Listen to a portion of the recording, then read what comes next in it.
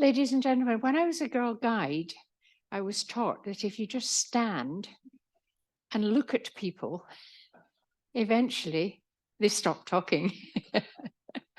So can I warmly welcome everyone to tonight's Crichton conversation. It is the final lecture of the 2022-23 series.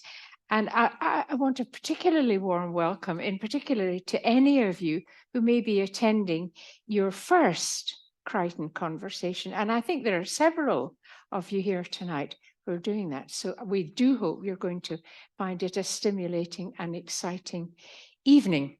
I should say right at the start that I'm very sorry to tell you that Andrew Walls, who is the Crichton Foundation chairman, is presently ill and in hospital in Dumfries.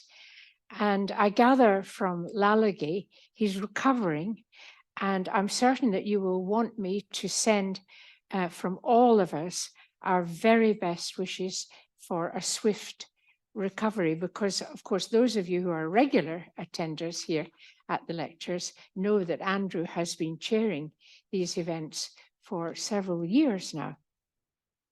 It's very good to see such a great turnout tonight. And I should enclose those of you who are with us on Zoom. I don't know where you are, but we're very pleased that we have some additional people who are going to participate in this evening. I feel that we're at last, I have to say, beginning to recover, with so many of you actually coming to attend the full conversation tonight. That is just wonderful, and it augurs very well the quality of the discussions and questions which we'll have at the end of the meeting. So I'm depending on lots of you to be ready to do just that. Because of course, the format of the meeting is very simple. I do a welcome and an introduction. We then have the lecture and lots of question opportunities before the end of the evening. As you know, as some of you at least will know, I set up the conversations about 20 years ago with Vicky Jardine-Patterson, who is here. Where are you, Vicky? Somewhere. Vicky ran the first Crichton conversation all those years ago. So it's lovely that you're here tonight. And it was very much designed to build bridges between the Crichton University campus and the wider community. And it was also designed in a way to tackle subjects of relevance to today's Scotland. And I know that very many of you who've come regularly have had to tackle these tough questions over the years. And I hope that you feel that this year's programme has continued to fill that whole objective. I'm very proud of the fact that over the years, we have had a most distinguished array of speakers, each one eminent in their field of activity, and tonight is no exception. I'm especially pleased to welcome Doonhamer, Professor David Thomson, co-founder of Annandale Distillery, a Wheel Kent face in this area, who along with his wife and business partner, Teresa, who's here in the audience tonight too, have made it their mission to awaken the once asleep Annan buildings and return Scotch whisky production to the southwest of Scotland. Previously, David worked as a chemist and university lecturer, researching sensory and consumer science before establishing Oxford-based mathematical market research company. It's one of the world's largest independent market research organization. It employs over more than 600 people across 10 countries, including Singapore, America, Thailand, China, Brazil, India, South Africa, South America, and the Netherlands. Have I missed one, David? David, it just shows you the scale of his operations. David is also chairman of healthcare research worldwide and as visiting professor in the School of Chemistry, Food and Pharmacy at the University of Reading. He has published a significant amount on sensory science during his academic career. David has also contributed highly significantly to exciting projects around the region. And I think this is a very important part for the people here tonight to recognize that. An ambassador of the Robert Burns World Federation, his passion for history and the works of Burns led him and Teresa to take on the Globe Inn, which is continuing to be a highly successful historic tourism centre with a growing reputation for serving superb food. And fingers crossed, it will be shortly having Michelin stars. I think we've all got our fingers crossed. He's also done what he can to help save the Trustee Savings Bank Museum in Ruthwell. Yet another example of how much he and Teresa care for our local history. There's no doubt that we owe them a huge debt in keeping this area on the world map. And so, David, ladies and gentlemen, it is with great pleasure that I ask you all to welcome our speaker, who will talk about the scientific magic of single malt whisky. Over to you, David. Thank you, Barbara. Thank you. Goodness, thank you very much indeed, and it's nice to see so many people here, and also to the folks online. When I submitted my title to Dame Barbara, Science and Magic of Single Malt Scotch Whisky, I immediately regretted using the word magic, because I thought, well, people might think it's a bit flippant. But then I thought a bit more about it, and I thought, no, I'm going to leave it in, because I don't mean magic as in abracadabra. I mean magic idiomatically. Hey, that's magic. And as you'll see, I hope that that's what you'll think of some of the things I'm going to tell you about this evening. Now, the first thing I want to let you know about is the Scotch whisky is what's known as a geographical indication. And in terms of what that means for Scotland and for Scotch whisky, it means that Scotch whisky can only be made in Scotland, and the only whisky you're allowed to make in Scotland is Scotch whisky, following the Scotch whisky rules. And you can see there are many other types of geographical indications. So we're in extraordinarily good company. But it's very important that we should protect the reputation of Scotch whisky and how it's made all around the world. And the Scotch Whisky Association in particular do a rather good job at that. Make no mistake, Scotch whisky is incredibly important to the UK economy, but particularly to the Scottish economy.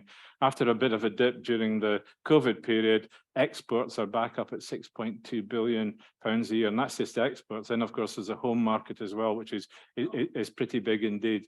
So Scotch whisky really does matter to Scotland, and we need to do as much as we possibly can to really grow the category and make it excellent. Now, I think one of the first things I should do is try and, if you like, line up some of the ideas about Scotch whisky and what it is. Actually, we only make two types of Scotch whisky in Scotland, single malt Scotch whisky and single grain Scotch whisky. The distinction is quite clear, really. The former single malt Scotch whisky it's made in a batch process. It's made in these iconic copper pot stills. It's made solely from malted barley. And we distill it to an ABV, if you like, an alcohol content of about 70 to 75%. The other type is single grain whisky, which is made from mixed grains, including some barley, but not solely barley. It's a continuous production process, and it makes huge volumes compared to the single malt process. And this is done in column stills, and it distills right up to 90 to 95% ABV. I think it's 94 actually. And it produces a different style of whisky, but these two types of whisky are good friends actually. And I just want you to concentrate on the little purple dot and the little green dot there, because they're going to be quite important in the next couple of charts. So from these two units of production, there are a number of different styles of Scotch whisky that emerge. There's single cask, single malt Scotch whisky. That is the whisky that's produced in a single distillery according to the malt whisky process, but it comes solely from one cask. So in other words, one cask is bottled, put on the market, and the next one comes along, it's bottled separately. The next one after that is what's called single malt Scotch whisky. And single malt Scotch whisky comes from a single distillery, so something like Glenfiddich or Macallan and so forth, but it contains a blend of various different barrels or casks of whisky, and it's done that way to obtain a fairly consistent sensory profile. The previous one I mentioned is done to actually celebrate the difference that different casks make. But single malt Scotch whisky is all about uniformity within a particular distillery. The third one to talk about is blended malt Scotch whisky, and that means it's malt whiskies that are produced in different distilleries, okay, blended together. The fourth one is single cask, single grain Scotch whisky, and that is essentially the direct equivalent of single cask, single malt Scotch whisky. Hope you're following this. And most people will never have tried this because its sole purpose really is for blending purposes. But having said that, you can buy it in specialist shops. I'm sure that TV Watson actually probably stocks some of this. And it's quite an interesting whiskey.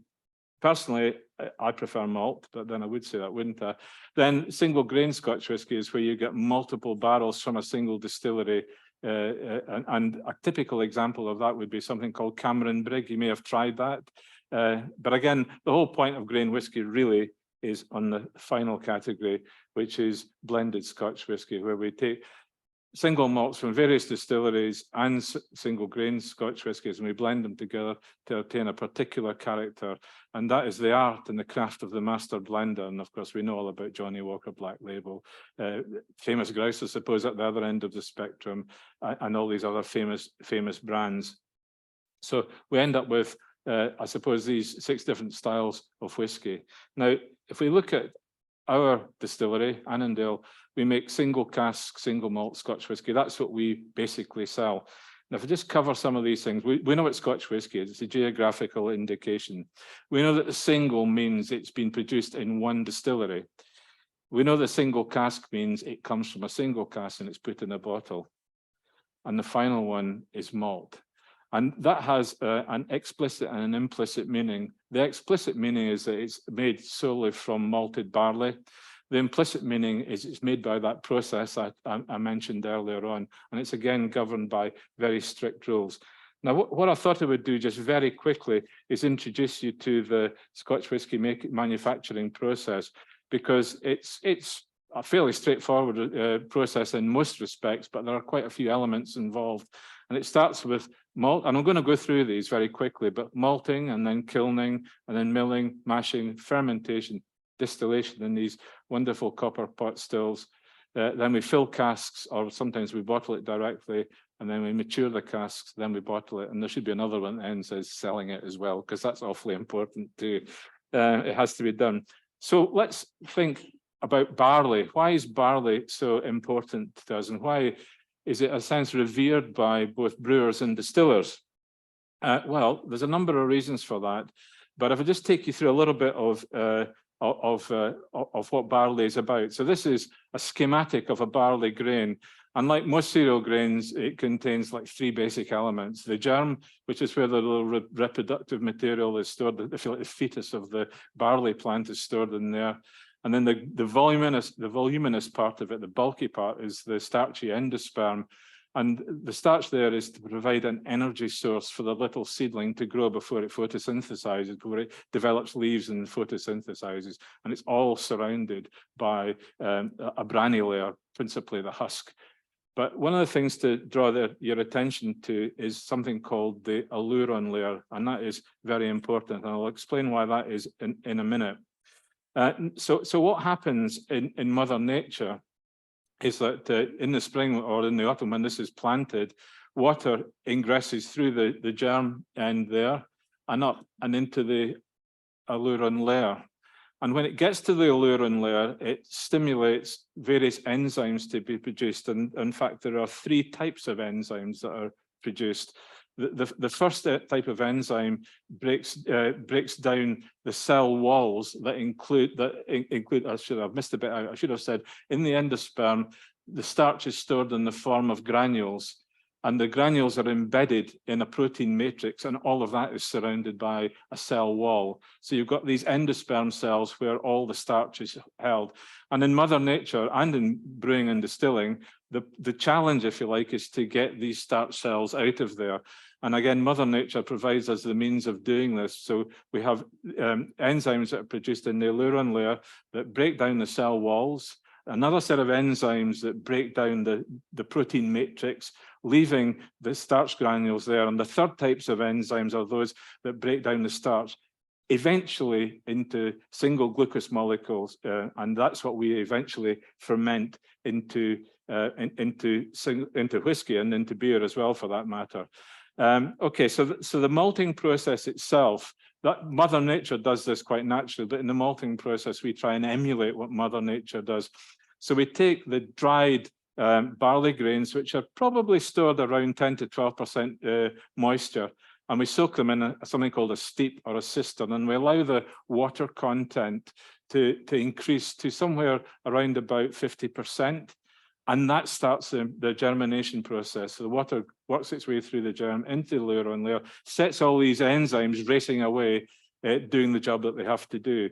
Now, the trick with malting is to be able to break down these cell walls, break open the protein matrix, and create enough enzymes to break the starch down into sugar. And then you've got to stop it. And I'll tell you a little bit more about stopping it in a minute. But traditionally, this is done on what's known as a malting floor. And if you've been to the maltings coffee shop in Annandale Distillery, that was our lower malting floor. We don't use it for that anymore. And most distilleries don't do malting this way. But the basic idea is that you take the wet grain and you lay it out in the malting floor and you leave it to germinate. But it's an exothermic process. It creates heat, so it has to be turned, otherwise it just cooks itself. And this is done using great big wooden shovels called shields. And it's a terribly hard job. Certainly it was in the old days. And back in the olden days, some of the guys who did this developed a sort of repetitive strain injury where one arm hung down a bit like this. And it was called monkey shoulder, and perhaps know this. And I don't know if this is done in terribly good taste, but this is a blended malt whiskey called monkey shoulder. So, well, anyway, it's pretty good actually, but it's quite fun. William Grant, I think, do that. So anyway, when we get to the end of the malting process, when we want to arrest it, when we want to stop it, what we do is we have to dry it. And traditionally that would be done in a malt kiln, and malt kiln looks something like this. This is our malt kiln. We don't use it as a malt kiln anymore, but we're terribly proud of the fact that we've got one of the very first of this style of malt kiln in Scotland. They were made by a guy called Charles Doig, who is a distillery engineer and architect based in Elgin, and this is called the Doig ventilator. Now, historically, what would have happened is that we'd take the wet barley and it'd be laid out on a floor at high level, and the floor is perforated, and beneath that there'd be a furnace, and the furnace would be lit and it would be fueled with peat, and the peat reek would make its way up through the floor and through the grain, and as it worked its way up through the grain, some of the peat reek stuck to the outside of the barley grains. And the elements that stuck were known as phenolic compounds. And you maybe aren't familiar with phenolic compounds, but if I said TCP to you, you might get an idea of what it is. That's trichlorophenol. So that's a phenolic compound. So you get these medicinal kind of chemical type smells, and they adhere onto the surface of the barley, and they make their way all the way through to the distilling process as well. And that's where peated island malts come from, and other peaty, smoky whiskies. Of course, that's rarely done these days. It's just, you know, malting and kilning is just too difficult to get right. If you let if you arrest the malting process too early, what happens is you haven't created enough enzyme potential, and therefore you can't modify the starch. to become sugar. If you let it go too long, what happens then is that the little seedling starts to consume the starch, and of course we want that starch to make alcohol. We don't want to feed the plant. So both cases, yields go down, and quite significantly and very quickly, actually. So what we have to do really is to make sure that we stop the process at the right time, and that's actually best left to specialist maltsters. So we buy in our malt from various places. We buy in peated malt and we buy in unpeated malt because we make both types. So anyway, we end up with dried malt grains, and they come to us in a 30-ton lorry, or 30-ton load, 29 actually, I better say that because head of production's here, 29-ton load, and we store them in bins at Annandale. And then we, when we're ready, we mill them, and we mill 6 days a week, and we mill 2.5 tons at a time. And the milling process has to be done with great precision as well. And this little red mill, sorry, here is called the Portis mill. And they're very old mills, but they're really very beautiful pieces of working machinery, of industrial machinery that do the job very well. But it's got to be done right. And what happens is that the mill comprises it's essentially 2 rollers that are contra-rotatory. Now and they've got flutes in them, okay? And one of the rollers just goes ever so slightly faster than the other. So you get a shearing action. And as a little grain is stuck in the flute, it's sheared open, and it effectively splits it open and exposes the starch so that we can then deal with the starch later.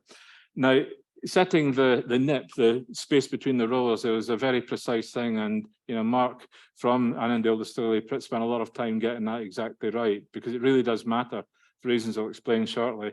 If it's too tight, then you just crush the grain and all the bran and everything just ends up as a powder.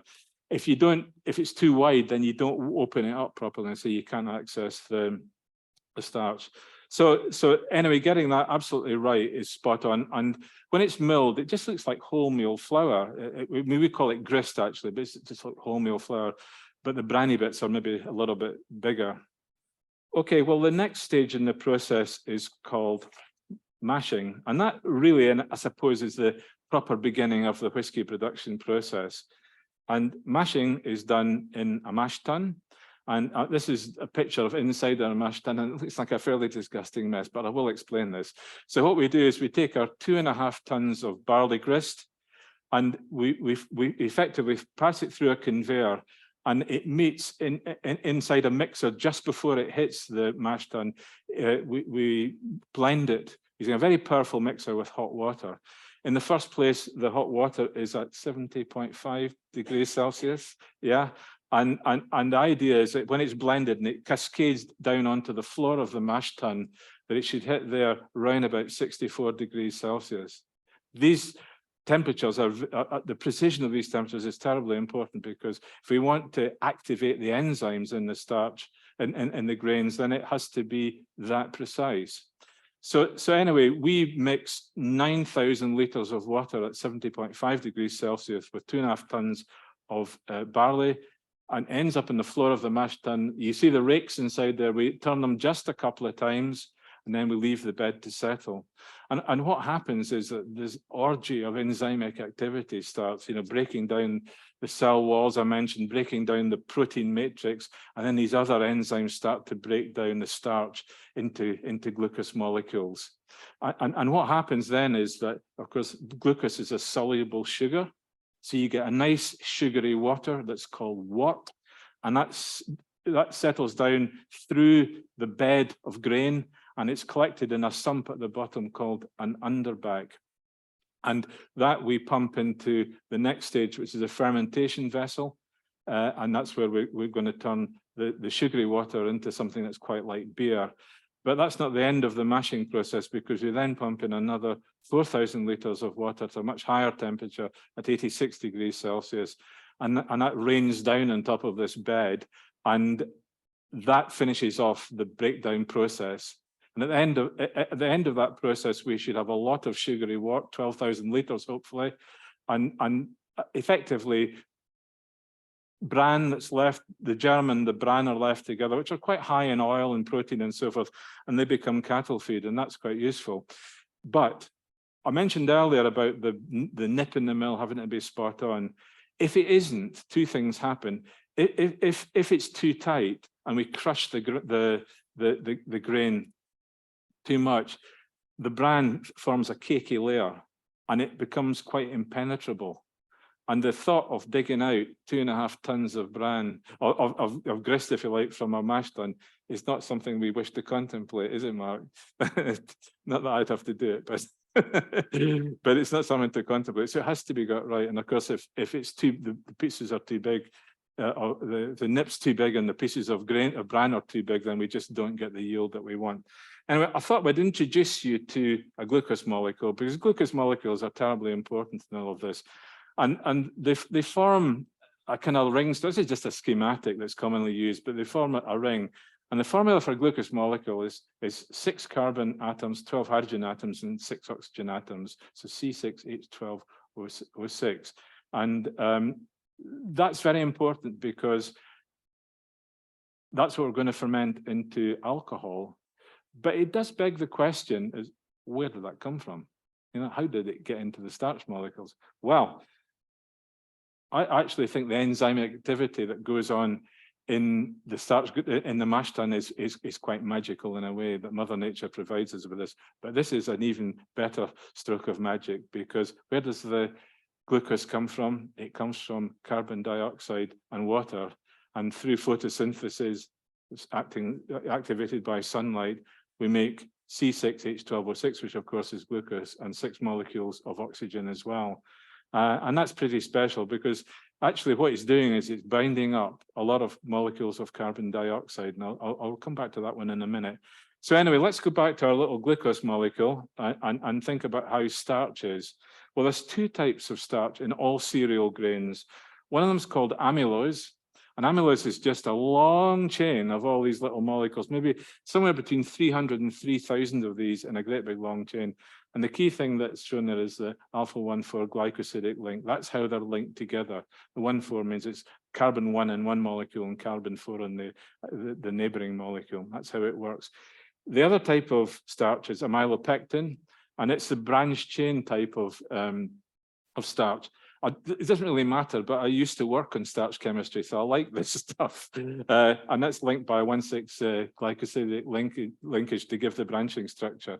Now, what happens when you start mashing and you include all this hot water with the starch? Effectively, you get gelatinization of starch. And think of custard powder or using starch as a thickener in cooking, and it forms a sort of web like this. A sort of matrix, and then the enzymes, the enzymes are going to break the starch into sugar, get active, and they break it down all the way into sugar, or eventually into sugar. So we end up with 12,000 liters of this sugary water loaded up with glucose, and what we want to do is we want to ferment that into alcohol, and we do that very simply by adding another thing from Mother Nature, another gift from Mother Nature, which is yeast. And the idea is that we take yeast, we put it inside, effectively, you can see there's one of the guys from the distillery is effectively just dumping it into the washback. It's called pitching technically, but effectively we just pour it in. And then the yeast takes over and it starts fermenting like mad. And at some points, at the peak point, these washbacks, which are huge, the whole 12,000 liters, they're rocking like this because of all of the energy that's being created. And the chemical process in fermentation is pretty much covered by this. And that's the idea of, you take a glucose molecule, there's an enzyme in use called zymase, and it breaks it down into 2 molecules of ethyl alcohol, or ethanol if you want, plus 2 molecules of carbon dioxide plus energy. And those of you who are thinking about carbon dioxide will realize that we started off with 6 molecules of carbon dioxide, and then we end up just giving out 2. And you could think for a moment that maybe this is a solution to the world problem of carbon dioxide. And, just make and drink more whiskey. But alas not, because when the ethanol, ethyl alcohol is metabolized in your system, you end up breathing out as carbon dioxide. So basically, nothing's, we don't lose the carbon dioxide, sadly. And who is it? Was it Lavoisier's principle that matter can be neither created nor destroyed? So anyway, that's where the alcohol comes from. And during that process, we end up with, again, 12,000 litres of a beer-like substance with a lot of eventually dead yeast cells. And it's just worth stopping for a minute and thinking about yeast and what they're doing. The fact that alcohol is a byproduct from this, as far as the yeast are concerned, all the yeast are interested in is obtaining energy to reproduce.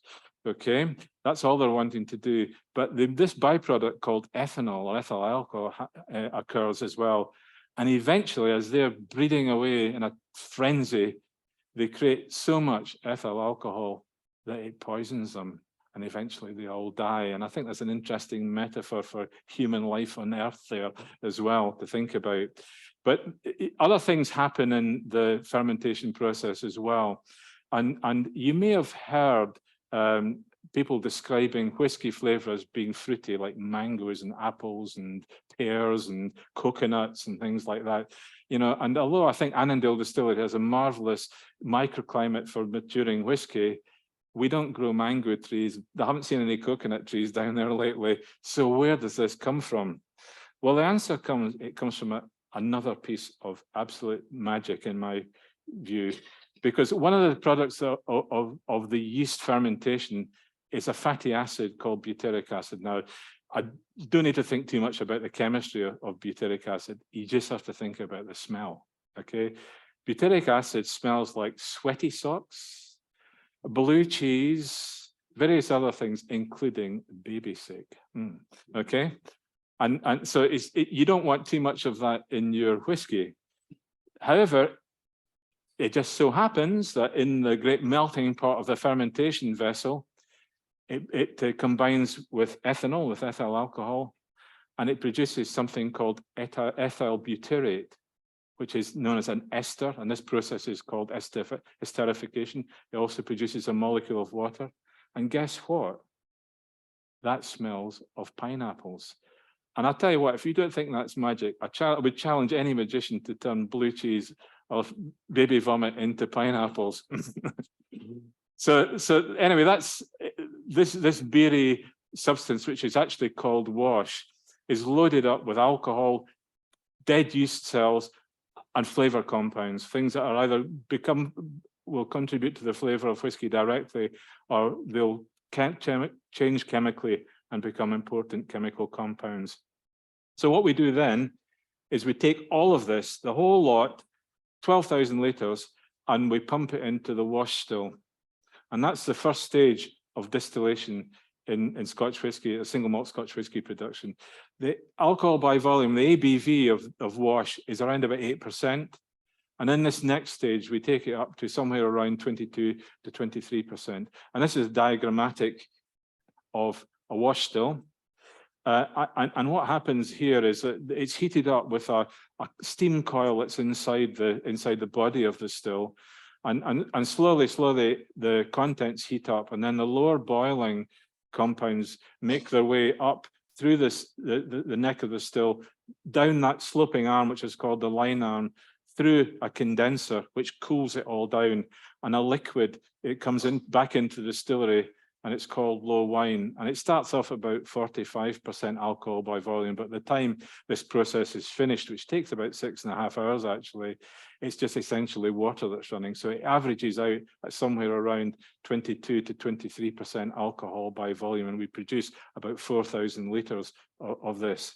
Then the next stage of distillation, we take it from that level up to about 73 to 75% alcohol by volume. And one of the challenges for us to think about, for you to think about, is that in most distilleries, they have one wash still and one spirit still. We have one wash still and two spirit stills. And there's a very good reason for this, which I'll explain. But I want you to think about the difference. So our two small spirit stills are 4,000 litres, and normally it would be one big one at 8,000 litres. So anyway, we charge these two stills up. We heat them up with the steam coil, again, a steam coil inside. And what happens is that lower boiling molecules start to make their way up, but before they can get to the top, they recondense on the inside of the still, because they cool essentially. They hit the side of the still, they cooled, they recondense back into liquid, they trickle back down the inside of the still, then they get heated up again, and the whole process happens again and again. So they get lots of heating and cooling cycles, and this process is called refluxing. But eventually we get to the point where the spirit makes its way up through the top of the still, down the line arm again, through a condenser and back into the distillery. And well, I'll tell you about these liquids in a minute. I just want to mention copper again. Why does copper matter so much in single malt whiskey distillation? Well, there's two reasons for it, really. One of them is that one of the things that's produced during the fermentation process are various organic sulfur compounds. And various organic sulfur compounds are very smelly. You really don't want too many of them in your whiskey either. The rotten apples, rotten eggs, rotten vegetables, all these sorts of things, not at all pleasant in high quantities. So we want to get rid of these.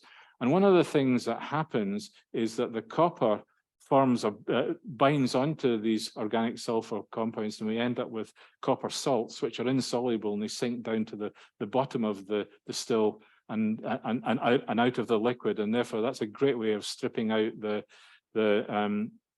these organic sulfur compounds. The other thing that happens again is back to our friend esterification and creating these nice fruity characteristics, because it's actually catalyzed by copper as well. So copper plays an important role. Now, one of the things you have to ask yourself is, how is it that stills are made of copper? Well, it's got nothing to do with this, actually. The reason why stills are made of copper is that back in the day, there's a lot of copper ore available, so it could be refined into copper. Copper is malleable and ductile, so it can be stretched and shaped and so forth in order to make these beautiful shaped stills. It can be heated without, well, it can be carefully heated, and it doesn't distort too much. It's a great conductor of heat. It doesn't corrode, and it can be clean. So there are lots of practical reasons for using copper.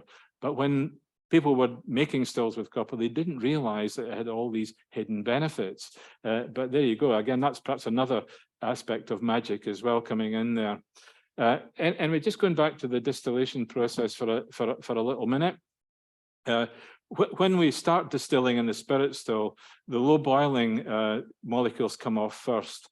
And amongst these is methanol, which is the lowest boiling alcohol. It boils at a much lower temperature than ethanol, and other flavor components that are quite smelly that we don't really want. And these are called foreshots. So what happens is that we measure the density of the liquid coming off, and we measure time. And at a certain moment, what happens is that we do this, right? What happens is that this device here is switched from this collecting bowl here, which runs down into a tank. It's switched to this one. This is where we measure the density using hydrometers. And that's called, when you switch it over, taking the cut. And then that's us on the spirit run. And when we're on the spirit run, we're collecting the spirit, and that's that spirit that will become whiskey in the end. And then after a period of time, we keep monitoring the ABV and therefore the density of the liquid.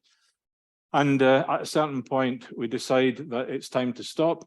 And again, we just switch that back again. And that's called taking the bottom cut. So there's a top cut and the bottom cut.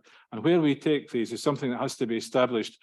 When you're setting up a distillery, you've got to get the cut points exactly right. It's something that when they are set and that you know they're right, they have to be followed religiously. They really do, because it affects the flavor of the whiskey enormously. Okay, so let's just finish off the distillation process with some numbers.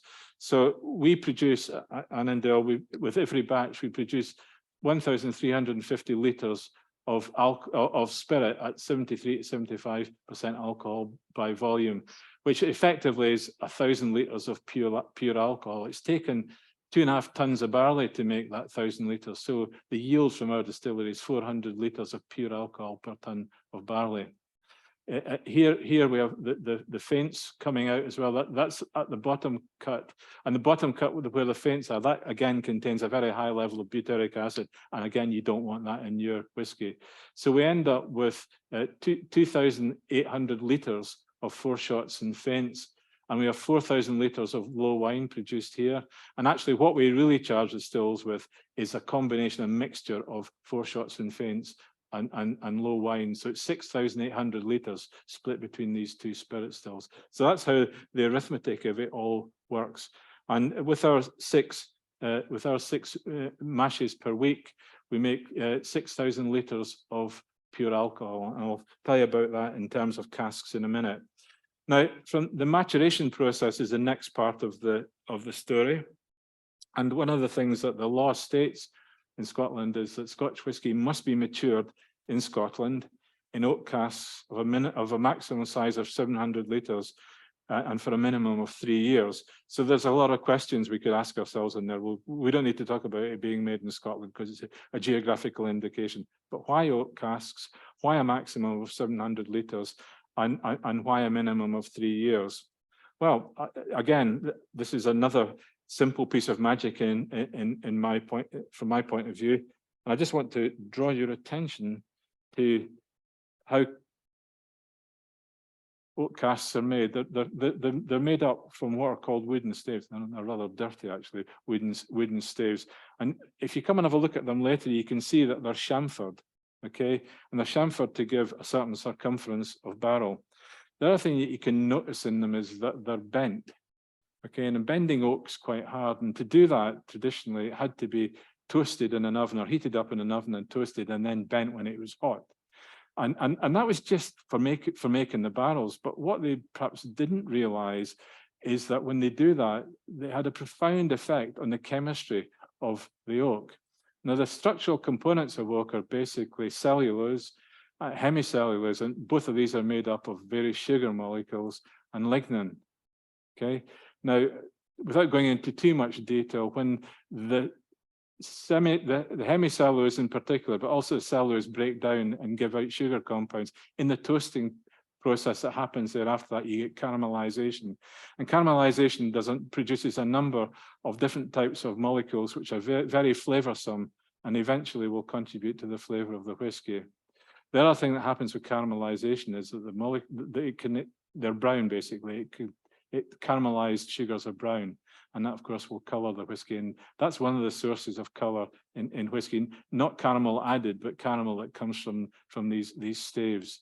The other thing that's interesting is the lignin also breaks down and it produces a whole raft of other chemicals as well, principal among which is vanillin, and vanillin equals vanilla.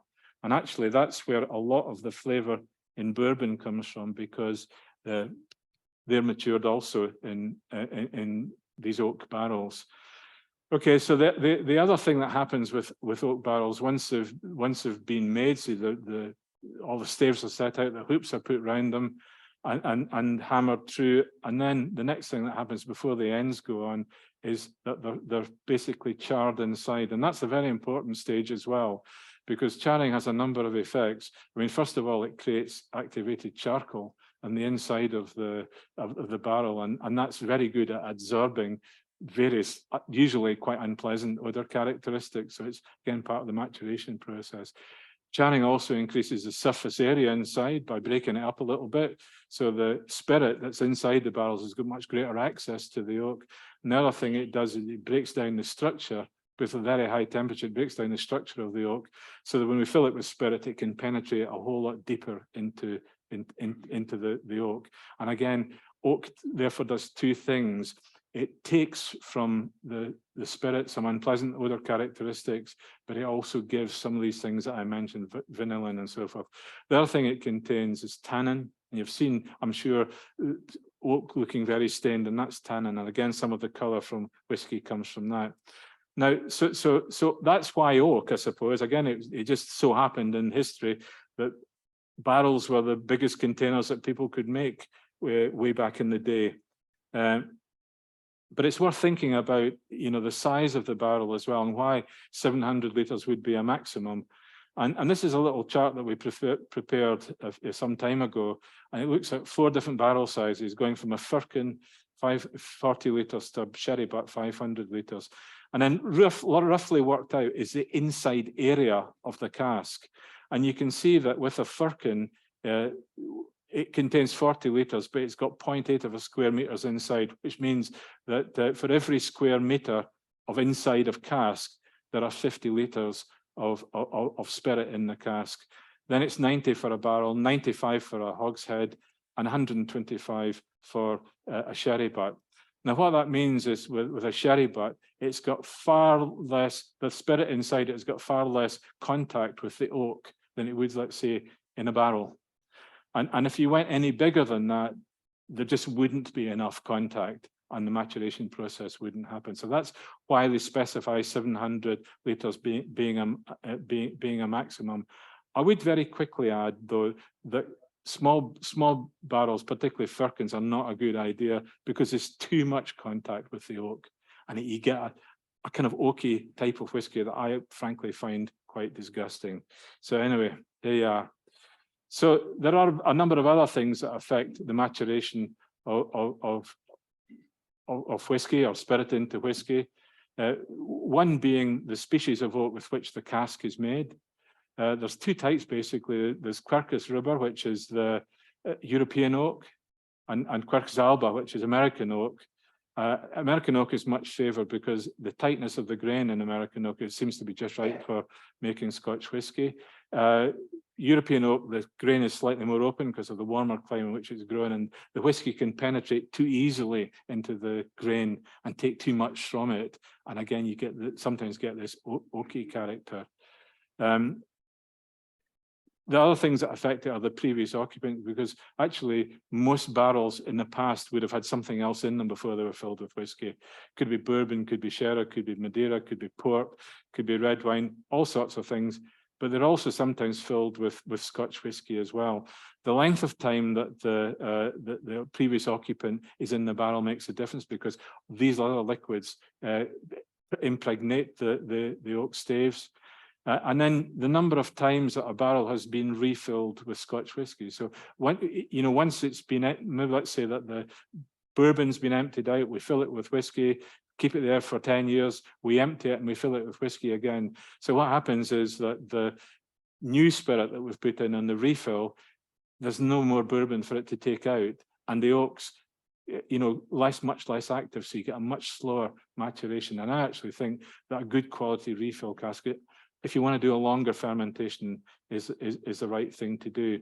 And there's also things like seasonal variations in temperature where the whiskey's matured, and Scotland has got an excellent, particularly Annandale actually, has got an excellent sort of temperature profile for maturing whiskey. And then of course there's the air quality around the whiskey barrel as it's maturing. So the fact that we use oak barrels is a coincidence. They're just big containers. Most of them were sherry containers at the start, bringing sherry from Spain. Okay, so the next thing I want to just think about is how am I doing for time, Barbara? Keep going, all right.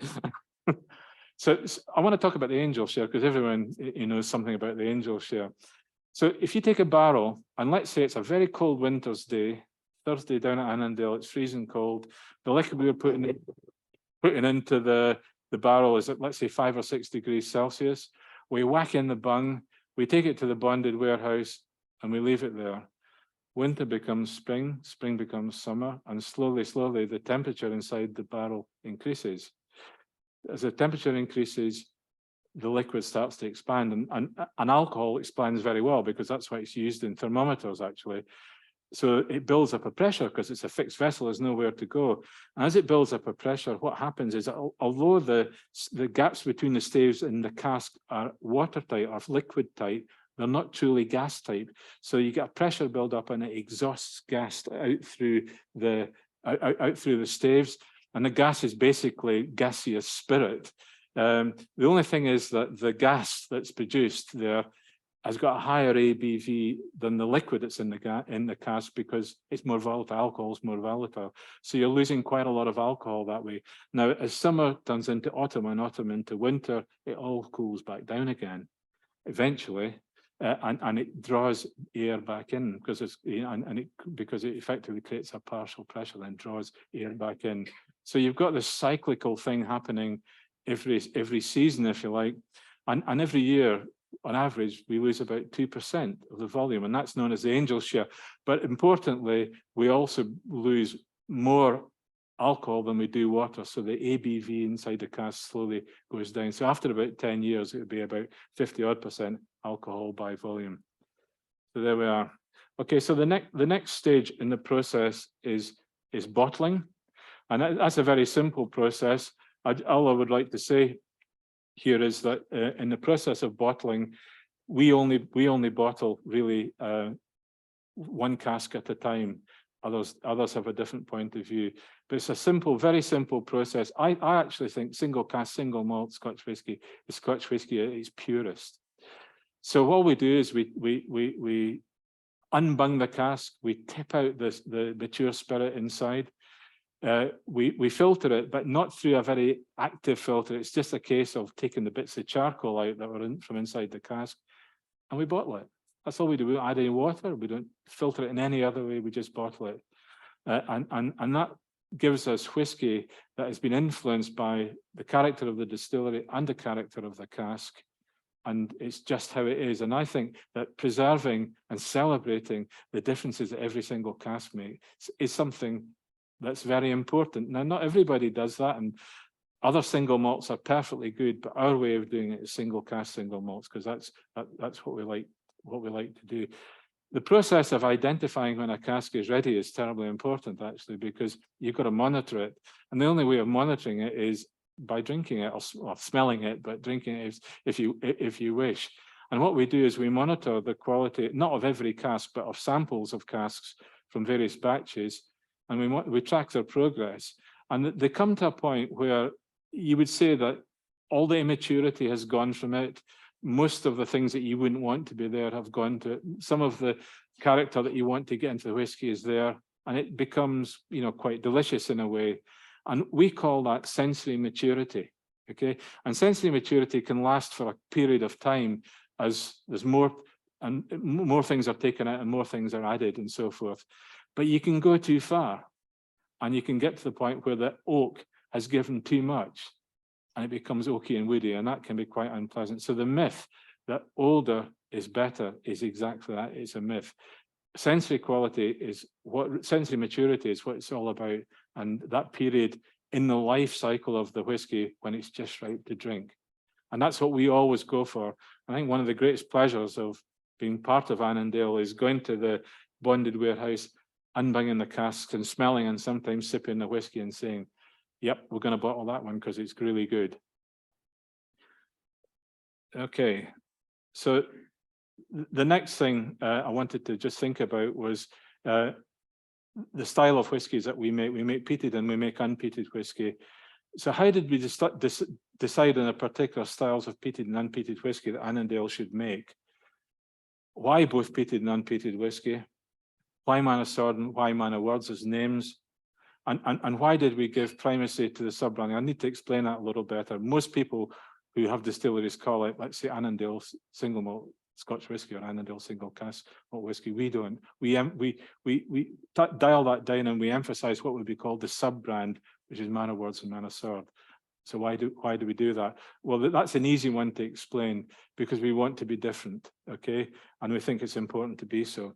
But how did we decide on the styles? Well, that was a very important piece of work, and this was done before we ever did any work on the distillery. So we used MMR, my other companies, sensory panels, trained sensory panels, and we profiled about 60 different whiskies, just regular market single malts. Lagavulin, Lafroig, Glenfiddich, Macallan, etc., etc., etc.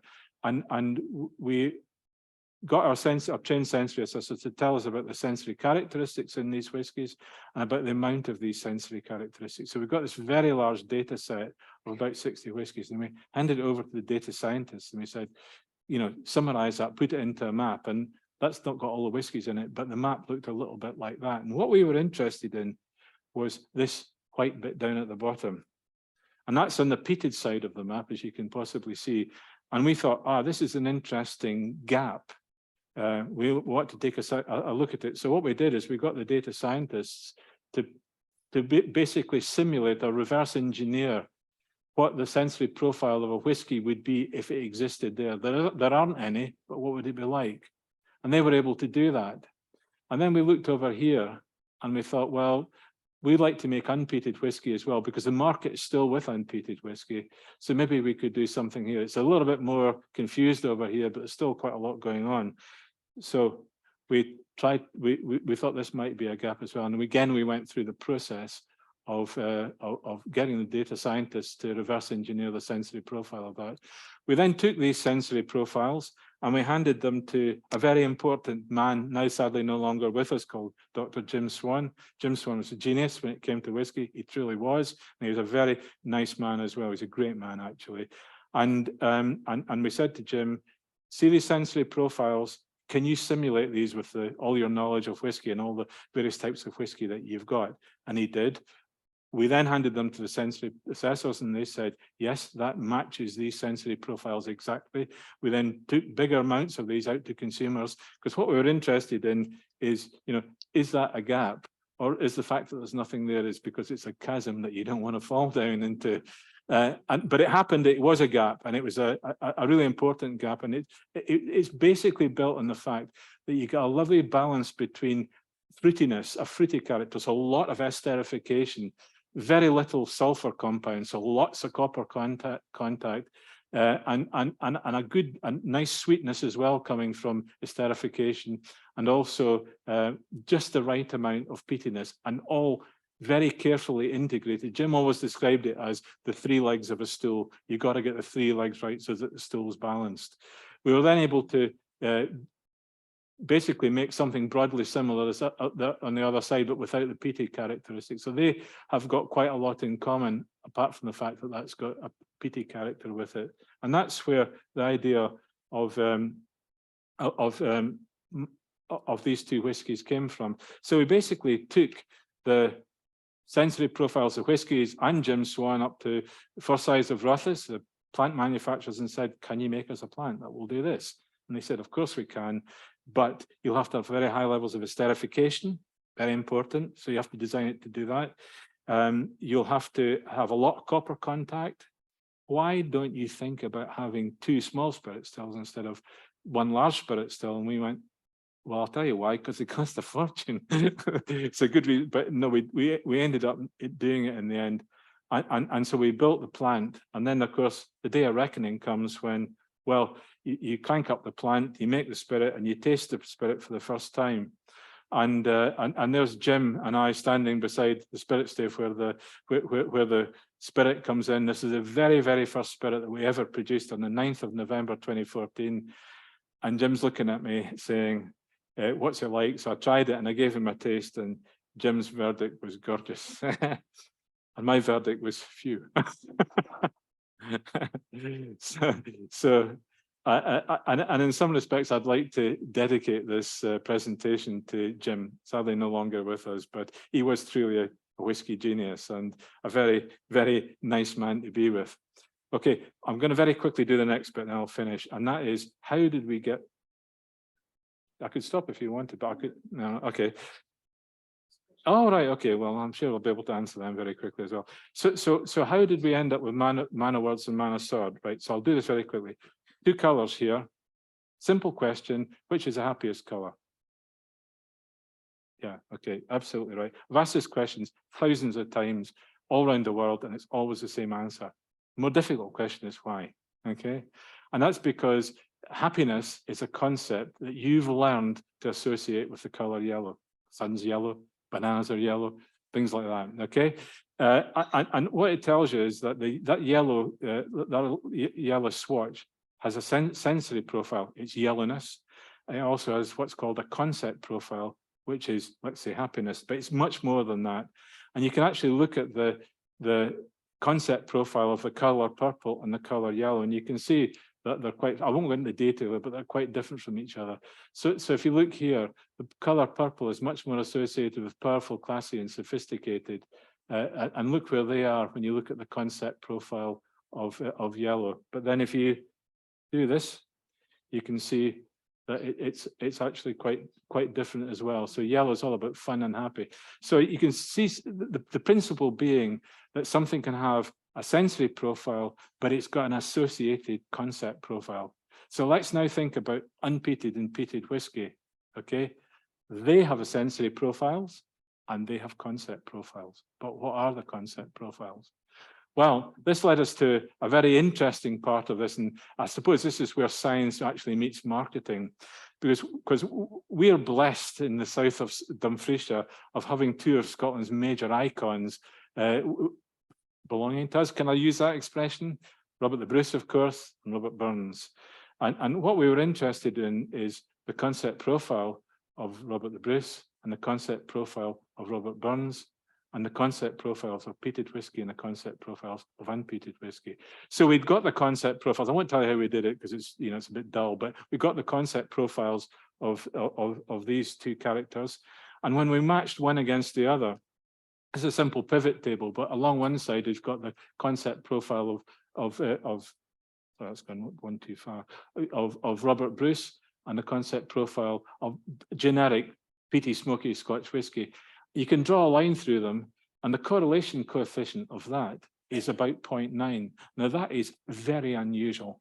It's extremely unusual. We were absolutely, we couldn't explain it, but it was a wonderful thing to have, because it said that if we want to associate one of these icons with our peated whiskey, it would have to be Robert the Bruce. And the important thing about Robert the Bruce is the 7th Lord of Annandale, so we can claim him, and also he's a warrior king, and the significance of warrior king will come out in a minute. Robert Burns, exciseman, of course, lived the latter part of his life in Dumfries area, and importantly, he at some points was an exciseman in Annan. So again, I think we can claim him. The relationship between his concept profile and the concept profile of non-smoky unpeated whiskey is not as distinct, but it's still pretty good, actually, and it's still significant. So we thought it was worth going with that. So we wanted to, I suppose, bring the two things together. So we called our unpeated whiskey Man of Words, and we called the peated one Man of Sword. Man of Sword comes from the fact that Bruce, of course, killed his cousin down the road here in order to clear his path to become King of Scotland. People in that era lived and died with the sword, so Man of Sword, warrior king. Of course, that's not what Burns was. Burns was a genius, a man of words. So the two, and if you're still awake, words and sword are anagrams of each other. So, but the interesting thing is that these are international brands, and the thing we had to worry about was whether people who are not Scottish would get this. So, and that's why we introduced the idea of warrior king and genius wordsmith. And we did something called the Shanghai test.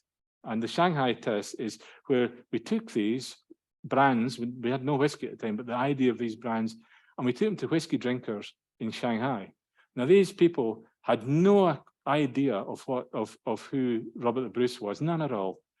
But they had some inkling of Robert Burns because of Auld Lang Syne, but there was just a glimmer, okay? But when we presented them not as Robert the Bruce and Robert Burns, but as warrior king and genius wordsmith, man of words, man of sword, they just got it, and they really did get it. And it's been probably one of the best things that we've ever done. I'm just going to go past that one for a minute. Oh. I think we are. I think I've finished. My goodness me. I'll go back to this chart here. There's one chart from this missing, which I do want to just allude to, if you will allow me, Barbara, and that is that obviously these days we all have a responsibility to think about. Come on, get back. Oh, it doesn't matter. Oh, here we go. We have a responsibility to think about the effect that we have on the planet. Oh, I don't know what's happening. Oh, there we are. We've got it back now. We have the responsibility to think about what's happening on the planet. So we're on a journey to net zero. We've done a number of things. One of them is that we mature all of our whiskey on site, so no road miles moving it about. We bottle on site and pack on site, so no road miles involved in that. We are involved in a new scheme that's running with Cochrane's Boilers and Edinburgh University, where we're looking to use green electricity to produce steam. And the green electricity will be created at night, stored in a heat store, and will raise steam in the morning. We're very keen to capture these two molecules of carbon dioxide that I alluded to. We're very interested in having photovoltaic cells on the roof of our bonded warehouse. And we would very much like to grow our barley locally. And we would do so if by any chance there was a malting in the area, but there isn't. But that's something that we really want to think to. And if there's anyone from Sursey here or listening, we want to build a maltings here, please help. Anyway, I'm done. Thank you very much.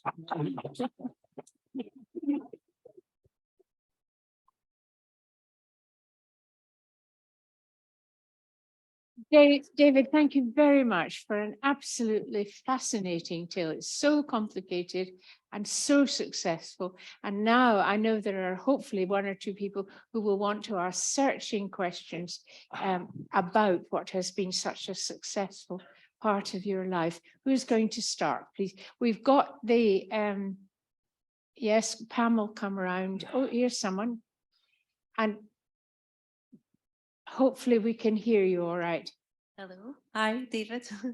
I I actually wanted to ask you about the process of your MMR sensory marketing team and Jim Swan analysing the sensory profile of all of the whiskies and then him building it and then sending it back to you and you analysing it again.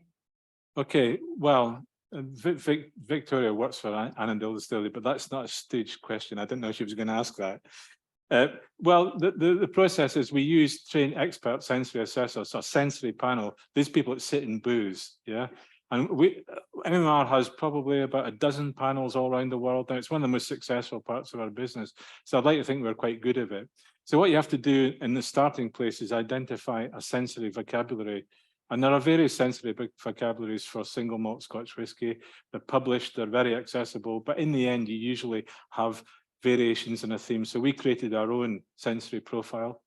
We then give the assessors these whiskies. They're usually diluted to somewhere around 30% alcohol by volume, so they're not too pungent. They sniff them, they taste them, and they evaluate the magnitude of each sensory characteristic in each whiskey. And it's done by about 12 people, and they do it 3 times. They've got no idea what whiskies they're tasting. So you end up with quite a lot of data for each whiskey. You do it for any number of whiskies that you like. You then take that data and you use a mapping process. Usually it's something called principal components analysis, and that reduces all the variability in the data down into the principal dimensions. I only showed 2 of them there just to keep it simple. But these are the principal taste dimensions or flavor dimensions. So one of them in that example was from unpeated to peated, and the other one went from sort of light and fruity to the heavier, darker characteristics that you would get perhaps with a sherry matured Macallan or something like that. So then you just take if you think every single point in that map has got a sensory profile associated with it, it could have.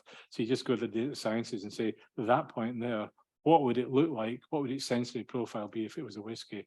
And that's what we do. And then Jim Swan, the next bit has to be done by somebody who is just very capable. And all he did was he knew the sensory profile very well. He created the whiskies that he thought matched the sensory profile, but we didn't tell the panelists this. We gave it to the panelists, they profiled it, and they came back with this engineered, if you like, re-engineered sensory profile, and that's how it worked. It's quite a difficult. It took about a year, and it would cost a lot of money, but I didn't pay MMR for doing it. So there we are. That's how it works. Now I have 2 more hands. One, yes, Christopher here. Oh no, right. You carry on. Yes. Okay, David. I just wonder with the prolificity of gin these days and its apparent penetration into younger. Can you put the mic closer to your face so that we can? Is that better? That's better. Right. Yeah, just with the prolificity of gin these days and its apparent penetration of younger markets, David, I just wondered where you saw whiskey fitting. I mean, my sort of view is that it's not seen as a young person's drink, but perhaps I've got that wrong. And I just wondered if you felt that was some area that you might penetrate. Yes. Well, you're quite right. I mean, gin has really grown, and all the various little gin places, even around here, are quite successful. I'm pretty sure that in some respects, the gin bubble will burst. I mean, I hope there's quite a lot of them left after the bubbles burst, because, I've got no issues. I like gin, actually. So why not? But yes, it does appeal to a different demographic than Scotch whisky. And yeah, that is a concern in some respects, except for the fact that the whiskey market is burgeoning. We cannot make enough whiskey. So that doesn't mean we ignore it, ignore the point. And my goodness, are the big distillers like Diageo and Chivas Brothers, are they trying to do something about it? They're trying to make it not old men like me, but make it to younger people and have it a broader male-female split in it all. And so you can see that I've done an awful lot with packaging and so forth. They could do more with the brand names that they associate with them, because they're still very old man, and there's a lot of work to be done there. But there's one example of getting it completely wrong. I don't know if you ever saw this, but there was a brand called Jane Walker. Did you see that? It was Johnny Walker, but mainly targeted at females.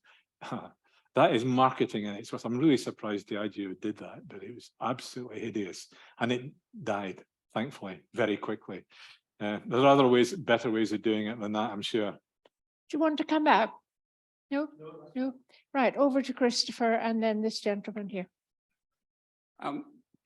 Analytical chemistry is highly sophisticated. What is to stop somebody making a mixture of water and alcohol, analyzing your brew and imitating it? But of course, they can't call it Scotch whisky. Well, the answer to that is there's nothing to stop them doing it if they've got the technology and the money to do it, because it's not an easy thing. But they could analyze it, but you know, the number of volatile substances in Scotch whisky is somewhere over 1,000. And it's not just about having that number of volatile substances, it's about having them in the right proportions. That is an incredibly difficult thing to do. Never say never. It could be possible, but I'm hoping that that's still some way down the road. But it's a good question, actually, because it could happen. But if you think of how the character of whiskey is formed in the way that I described it, it's quite a hard act to follow. It's very hard to emulate that. But there are people who have tried to do that, you know, by mixing esters with alcohol and vanillin and so forth. But, you know, good luck to them. Here. And then over there.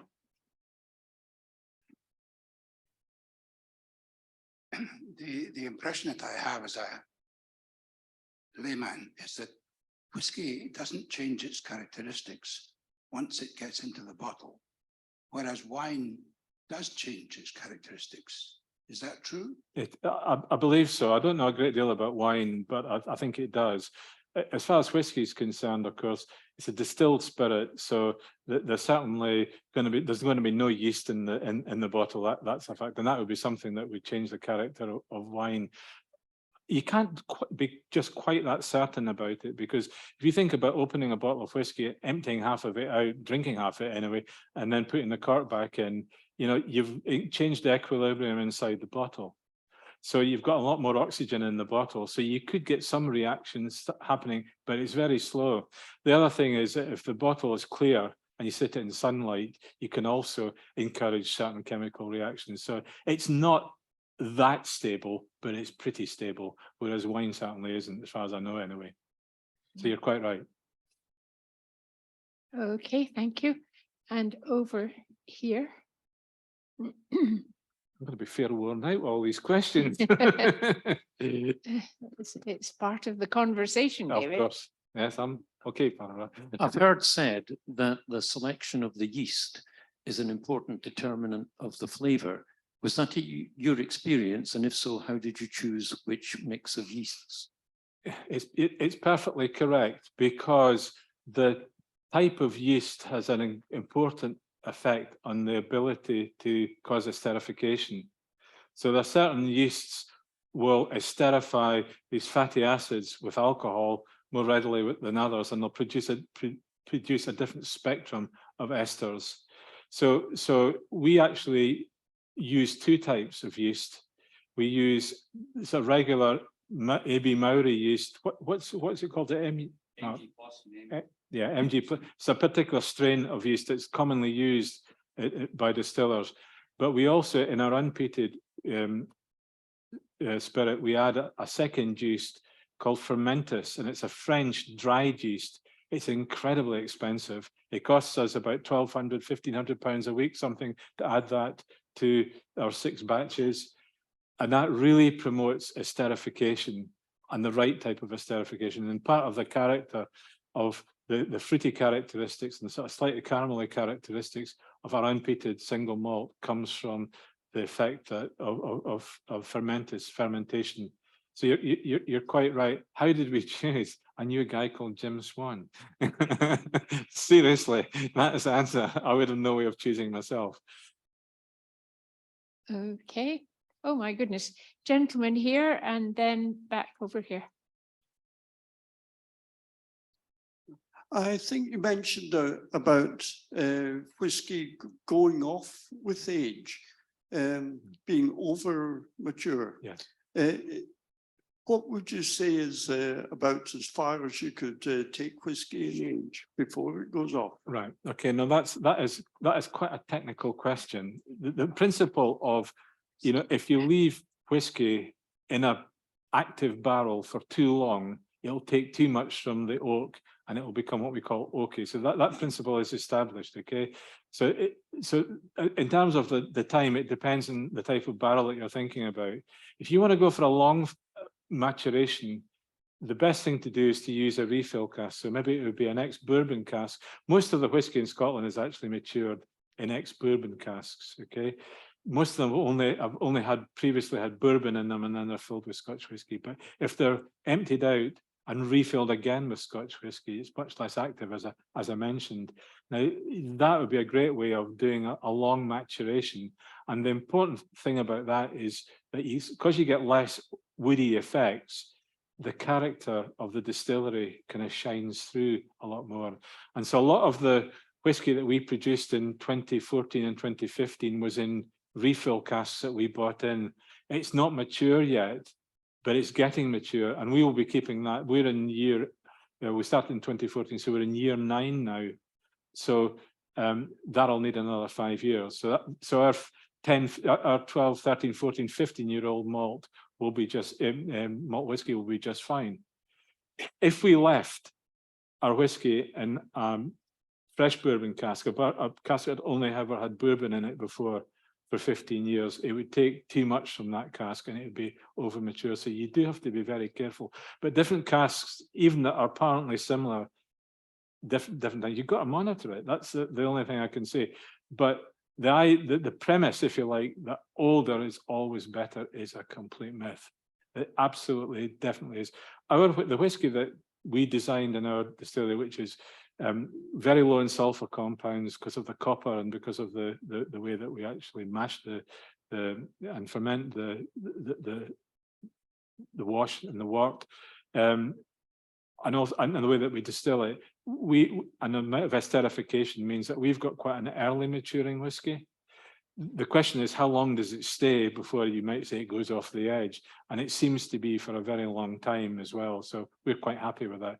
So as long as we haven't put it in a very active cask. So for example, you can actually fill whiskey into what we call a virgin oak cask. So it's never had anything else in it as well. So it's pumped full of all these compounds from the oak, vanillin and tannin and all these caramelized compounds. And if you put whiskey in that for 3 years, it's brown and it tastes very woody. It's not a bad thing to do, provided you then take it out of that cask and put it in, frankly, an old knackered cask and leave it for 10 years. And you get a very interesting flavour from doing that. We're doing some of that at the moment. So there's all sorts of tunes you can play in it. And if it goes into a very heavily sherried cask, that's obviously going to have an effect very quickly as well. So it's all about playing tunes. And the other thing it's about making sure that you sample your whiskies. It's a terrible job, but somebody has to do it. And I don't mind it being me some of the time. There's a gentleman behind here who's got another question.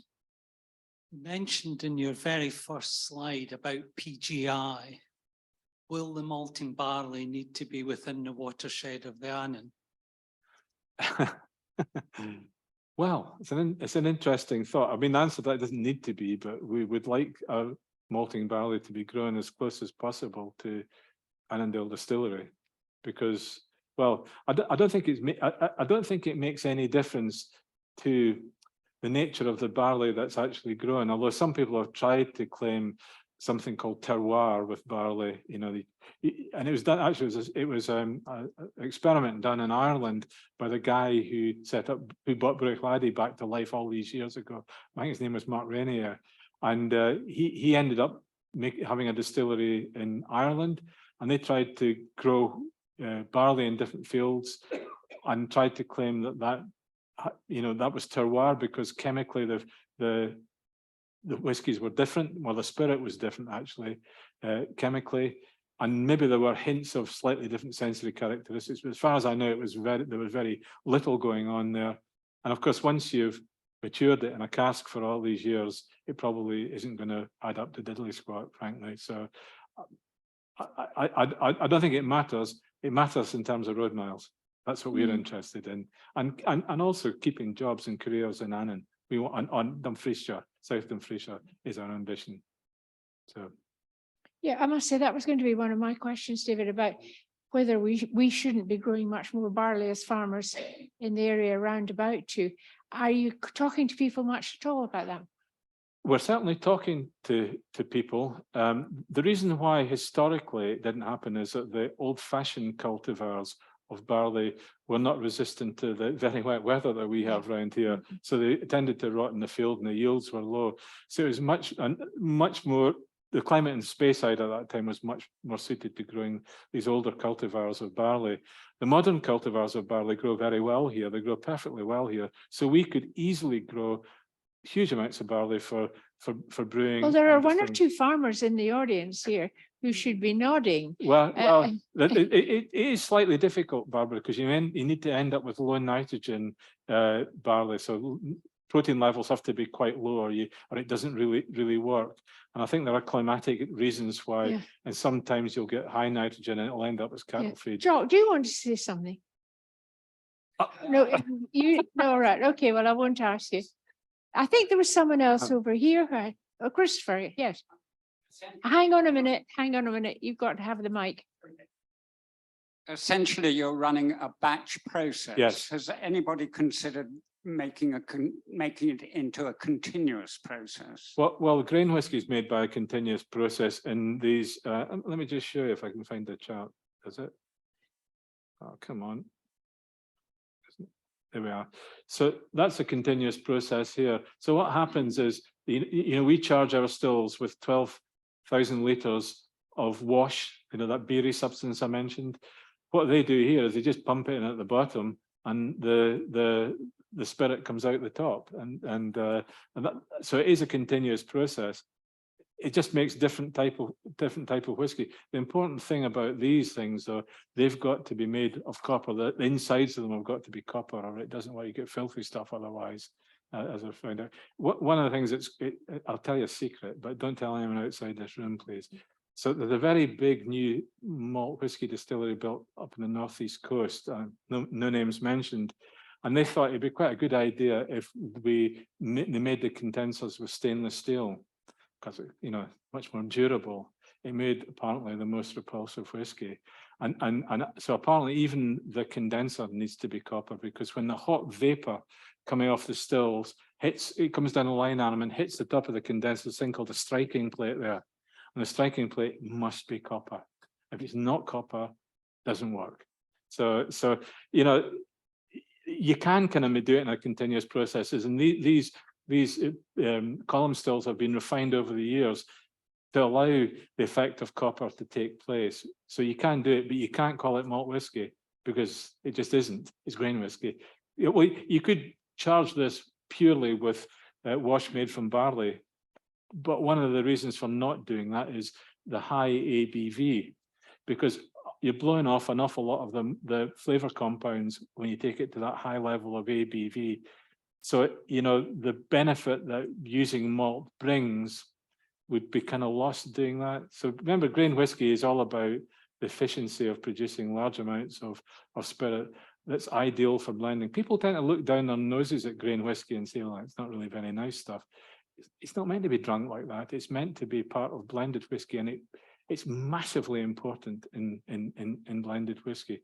And we've been on a steep learning curve with that recently, because you know, we at one end of the spectrum, we are absolutely single-minded about making single cask, single malt Scotch whisky to appreciate the benefit that every single cask or the difference every single cask brings. But I actually completely admire the art of the blender, and the best whisky blenders in the world are here in Scotland. There, and they're not all masters. A few of them are madams as well, I can tell you, and they're every bit as good, if not better.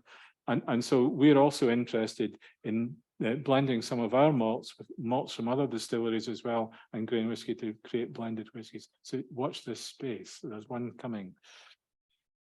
Well, I very much regret that we're reaching the end of the.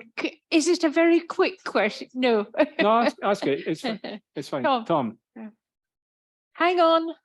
There you go. When you do two colours up, David, there was a yellow and then there was a purple, which Aye. is associated with powerful, classy, and sophisticated. Did that influence your wardrobe choice tonight?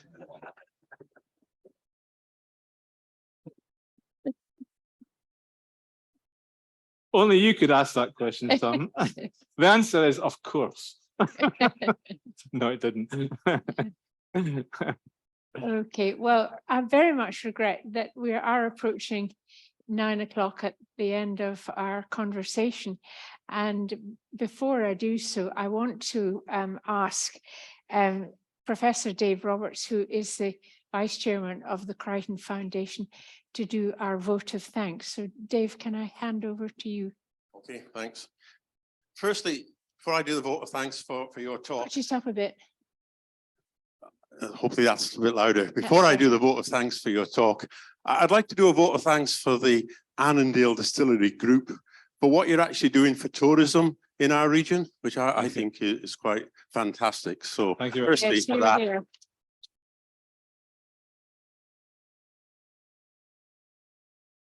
Secondly, the talk itself, science and magic. Yeah, in science, I thought it was a really clear explanation of the science and actually the engineering as well in the production process, and the use of sensory maps, and then this concept profiling. As a statistics lecturer, I never thought I would hear principal component analysis being mentioned in a Crichton conversation, so that's absolutely great. And also as a former student at Reading, I think they're really lucky to have you as a visiting professor with the enthusiasm you have in your talk. And coming on to the magic, yet the magic of copper, I think that's really came through this esterification and being able to take the smell of baby vomit and to the smell of pineapples and the magic of maturation. So, and I think the number of questions was quite interesting, actually. It was only men that asked the questions, I thought, today. Oh, maybe that's the You got one, did you? Sorry. Sorry, yes, very early on, yes. But yeah, thank you. I think the number of questions shows the interest in your talk. So thank you very much indeed for a most enjoyable and interesting evening. And just finally at the end, can I also thank you, Barbara, for standing in and sharing this evening. It's been a great Crichton conversation. Thank you very much. Thank you very much indeed. Thanks, David. Thanks, everyone. Well, ladies and gentlemen, before you finally go home, can I just also formally thank our partners and the sponsors. And tonight it is, of course, Annandale Distillery. Without our sponsorship round the 6 lectures that we do, we would not be existing at all. So thank to all of them, and in particular tonight to you, David, with Annandale. That is the last lecture of the season, and I'm busy already putting forward together a programme of lectures from October 2023, which will be 6 lectures through until March 2024. So it's a long way away, but we do have to start planning very quickly. And I would just like to, those of you who've come, who perhaps haven't been to a conversation before, if you would like to get onto our list, Pam would be very helpful in getting your name and address and all the information about you onto our list so that we can keep you in touch with the program as we progress into next year. So again, my thanks to you all for coming tonight, and for you especially, David and Teresa. And just to say, I hope you all have a safe journey home. Thank you very much.